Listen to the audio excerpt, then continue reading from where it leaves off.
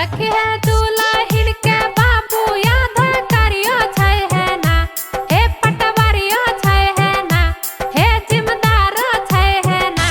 सखी है लाज लगा क दहेज दैये देलकै ना, नीरा लाजवा के लाज लगाइए देलकै ना।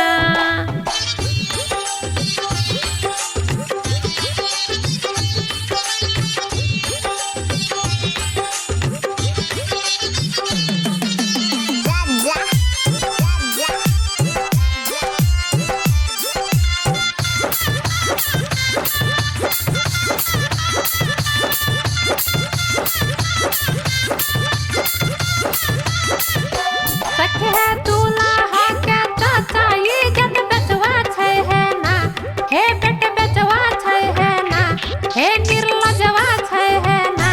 सखी है लाज हटा क दहेज मांगै छै कोना, सखी है इज्जत बेच क दहेज मांगै छै कोना। सखी है दुल्हन के चाचा कहबै का छै है ना, हे उ नेता छै है ना, हे उ मुखिया छै है ना। सखी है लाज लगा क दहेज दैये देलकै ना, सखी है इज्जत किन के दहेज दैये देलकै ना।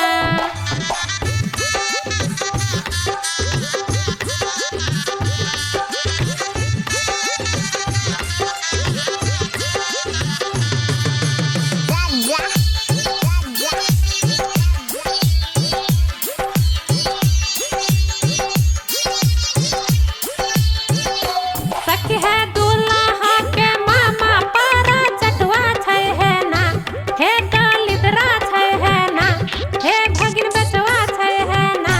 सखी है दाना दहेज ला इज्जत बेचै छै कोना, सखी है दाना दहेज ला इज्जत बेचै छै कोना। सखी है दुल्हन के मामा ऑफिसर छै है ना, हे उ मास्टर छै है ना, हे उ डॉक्टर छै है ना। सखी है लाज लगा क दहेज दैये देलकै ना, नीरा लाजवा के लाज लगाइए देलकै ना।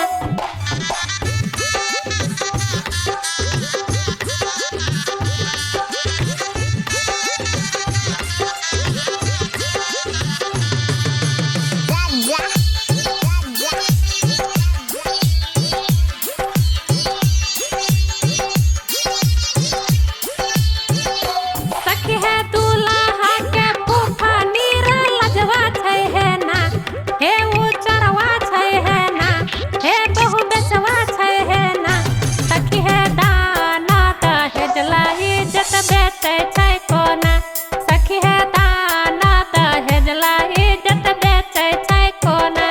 सखी है दुल्हन के फूफा कहबै को छै है ना, हे उ नेता छै है ना, हे मैनेजर छै है ना।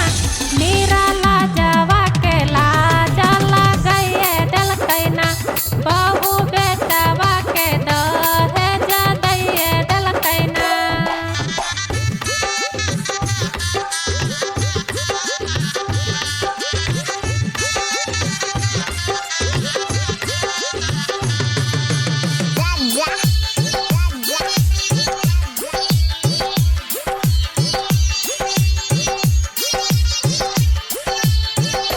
सखी है दूल्हा के भैया ये चरवा छै है ना, हे ई लफुआ छै है ना, हे आवारा छै है ना।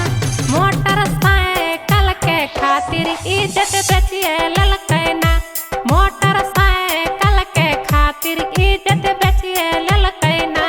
सखी है